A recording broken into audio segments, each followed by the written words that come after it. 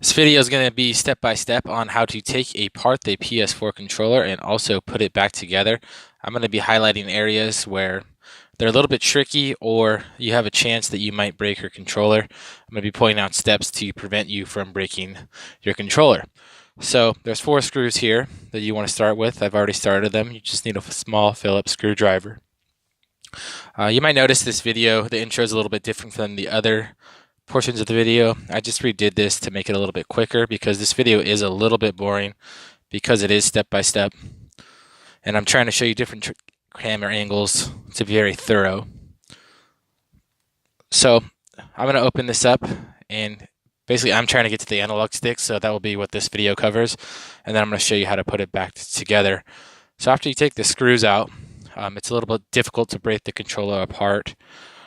So you just want to get a flathead screwdriver and kind of work this edge and any sticky areas, just kind of slide it back and forth. My controller I've taken apart quite a few times recently, so it's not very stuck together. It comes apart more easily.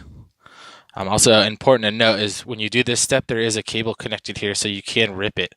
This is one of the areas where you can break your controller. So you want to just barely take this lid off, and then there's a tab here on the cable. You want to pinch that.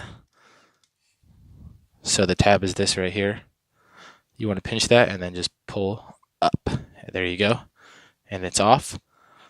So it'll probably take you the first time a little bit longer to get the shell off. Just work the flathead around the edge and it should come off eventually. Next part here is just the battery, which is this gray piece. The battery should just lift out. Some of the controllers are different too, probably, so keep that in mind. This one right here has 1 screw for the battery. You could actually detach the battery here. Just grab it on the base. Okay, you don't have to do that. It gets the battery out of the way. It's probably better for it not to be hanging around. Another Phillips screw here. I think this is where some controllers differ, but there's just be 1 screw here.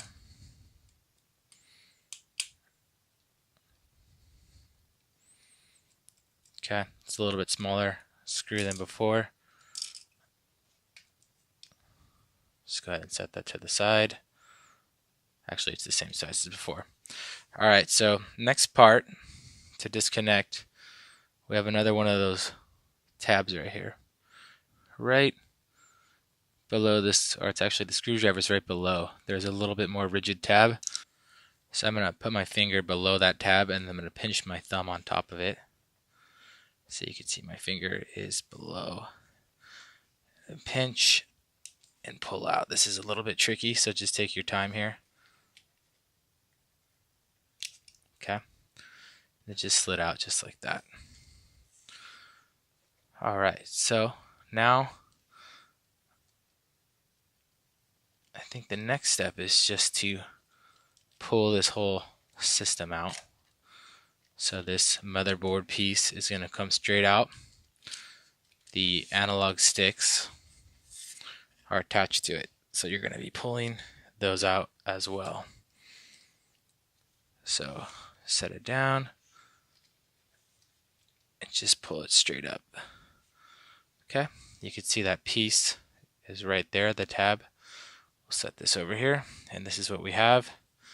And right now, this is what I'm trying to get to, is these 2 analog sticks. So if you want to get further into the triggers or other pieces, I'm not going to mess with those. I'm just going to mess with these right now.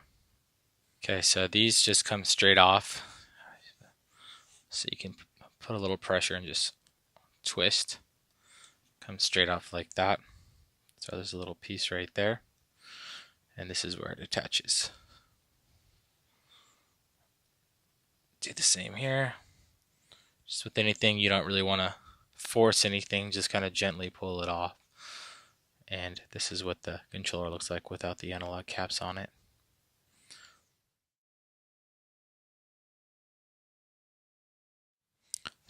Just in case you actually took this touchpad out, I want to show you how to put that back in because I found it to be a little tricky and not intuitive. So you have this piece here that we need to plug back in, if you remember in the beginning.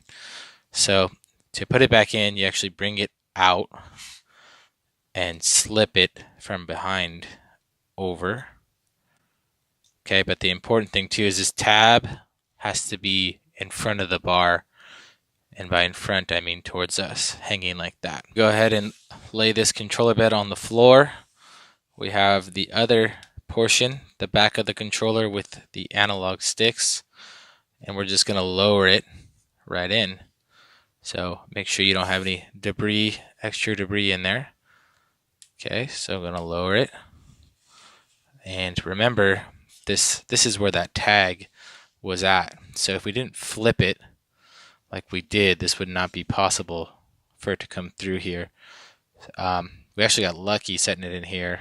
We'll be able to pull it out pretty easily, but if you don't get this very easily, it might take a couple tries, and then I just use this toothpick to flip it through. There we go. Actually, I just went ahead and plugged this in using the tab to insert it there. Remember that this battery case has to go in over it, so we see the little ends where the battery case will match up with the controller with the screw in the middle. And just place that there. Grab one of our screws and go ahead and screw that piece in.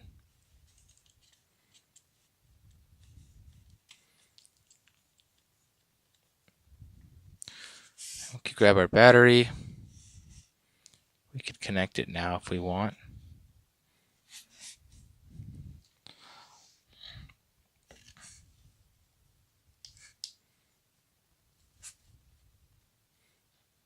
Just should click in really easily there. There we go.